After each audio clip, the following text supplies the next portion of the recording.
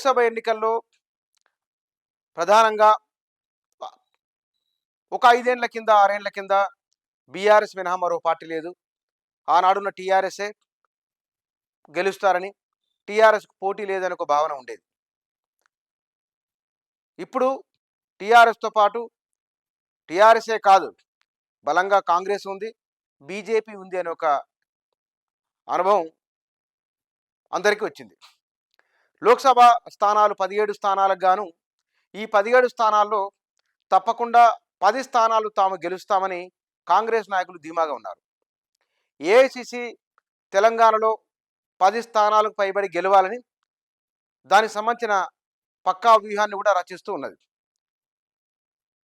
ప్రజల్లో గుర్తింపు ఉన్న నాయకులు, ప్రజల్లో బాగా ఫాలోయింగ్ ఉన్న నాయకులను వారికి బాధ్యతలు అప్పగించే ప్రయత్నం చేస్తున్నది కాంగ్రెస్ పార్టీకి సంబంధించింది. ఉమ్మడి నల్గొండ, ఖమ్మం, మహబూబ్నగర్, వరంగల్, ఇక్కడ ప్రధానంగా నల్గొండ, మహబూబ్నగర్, ఖమ్మం జిల్లాల్లో అత్యధిక స్థానాలు మొత్తం స్వీపే ఓ లెక్కన చేసింది కాంగ్రెస్ పార్టీ. 36 ఎమ్మెల్యే స్థానాలకు గాను 32 స్థానాలు గెలుచుకున్నది. మహబూబ్నగర్, ఉమ్మడి మహబూబ్నగర్ జిల్లాలో మహబూబ్నగర్, నాగర్ కర్నూలు, ఉమ్మడి నల్గొండలో నల్గొండ, భువనగిరి, ఇక ఖమ్మం జిల్లాలో లోక్సభ స్థానాలు. ఇక్కడున్న ఈ లోక్సభ స్థానాలలో కాంగ్రెస్ పార్టీ వీటితో పాటుగా వరంగల్, ఆదిలాబాద్, నిజామాబాద్, మెదక్, ఈ స్థానాలలో మెజార్టీ స్థానాలు గెలుచుకోవాలనేది వారు వేస్తున్న ప్రణాళిక. దీనికోసమై బహుశా ప్రియాంక గాంధీ కూడా సోనియా లేదా ప్రియాంక గాంధీ ఎవరో ఒకరిని ఇక్కడ నుంచి పోటీలో దింపాలనే ఆలోచన ఒకటి ఉన్నది. ఎక్కువ అసెంబ్లీ స్థానాలు గెలుచుకున్నాం కాబట్టి ఆ మేరకు అసెంబ్లీ నియోజకవర్గాల పరిధిలో ఎక్కువ స్థానాలు గెలుచుకున్న జిల్లాలో ఎక్కువ లోక్సభ నియోజకవర్గాలు ఇక్కడే ఉన్నాయి కాబట్టి సులభంగా గెలుస్తామన్న నమ్మకం కాంగ్రెస్ నాయకుల్లో ఉన్నది.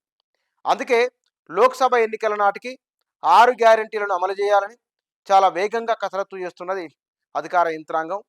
పాలనను పరుగులు పెట్టే ప్రయత్నం చేస్తున్నారు రేవంత్ రెడ్డి. బట్టి విక్రమార్క, పొంగులేటి శ్రీనివాసరెడ్డి, తుమ్మల నాగేశ్వరరావు, రేవంత్ రెడ్డి, వీరు చాలా ప్రధానంగా పొన్నం ప్రభాకర్.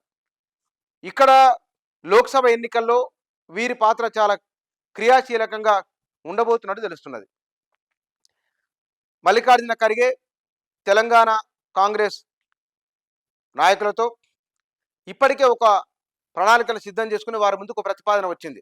వీరు పంపిన ప్రతిపాదన తర్వాత మరో సరికొత్త ప్రతిపాదన వచ్చింది. మొత్తం దక్షిణాదిలో 45 స్థానాలు గెలుచుకోవాలని కాంగ్రెస్ పార్టీ భావిస్తున్నది. ఇందులో తమిళనాడు డిఎంకేతో పొత్తుతో 8 నుంచి 10 స్థానాల వరకు, కేరళలో 15 స్థానాలు 10 కనీసం గెలుచుకోవాలని ఒక ఆలోచన ఉన్నది. అట్లాగే కర్ణాటకలో గతంలో కంటే ఎక్కువ స్థానాలు తెచ్చుకోవాలని, ఒడిస్సాలో కూడా ఎక్కువ తెచ్చుకోవాలని, ఆంధ్రప్రదేశ్లో కూడా అక్కడ వీలైతే కనుక పొత్తులు పెట్టుకోవాలన్నా ఏది అనే ఒక అంశం కూడా ఓ చర్చ జరుగుతున్నది అక్కడ. ఈ మొత్తం దక్షిణాదిలో ఉన్న రాష్ట్రాలలో ఒడిశా మినహాయిస్తే 45 స్థానాలు తెచ్చుకోవాలని కాంగ్రెస్ పార్టీ భావిస్తున్నది.